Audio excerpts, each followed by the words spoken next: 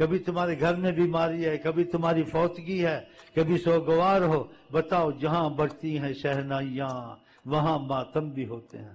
جنت میں یہ چیزیں تو نہیں ہیں، لیکن ان کے لیے نہیں ہیں جنہوں نے خدا سے تعلق رکھا، اور وہ نعمت لازوال ہیں جو تصور سے باہر ہیں۔ تو پھر ہم کو ادھر اللہ سے محبت کرنی چاہیے، ان چیزوں میں زیادہ وقت خرچ کرنا چاہیے جو سارا ہی ضائع جائے، یہ سب بیکار جاتا ہے۔ تو اس میں آقا نے سختی نہیں کی ہے، رغبت دلائی ہے کہ اگر دنیا کو اس سے زیادہ نہ مائل ہو تو اچھا ہے، کیونکہ اولیاء اللہ کہتے ہیں اس کا حلال بھی نقصان دیتا ہے، حرام تو حرام ہی ہے، حلال روزی بھی نقصان دیتی ہے زیادہ۔ کیوں آپ زیادہ بڑا کاروبار کریں گے، زیادہ عہدے لیں گے، بڑے عہدے لیں گے، ذمہ داریاں زیادہ، تو آپ کے پاس کب وقت لگے گا آپ زیادہ قرآن پڑھ سکیں، زیادہ درود پڑھ سکیں، زیادہ نفل پڑھ سکیں کہ اللہ اس کا ہاتھ بن جاتا ہے؟ نہیں ہوگا نا، وقت نہیں، گنجائش نہیں ہے۔ آپ کو اپنی نیند کی فرصت نہیں ہے، آپ کو کھانے کی فرصت نہیں، اتنا مرنا تھا اس کے پیچھے۔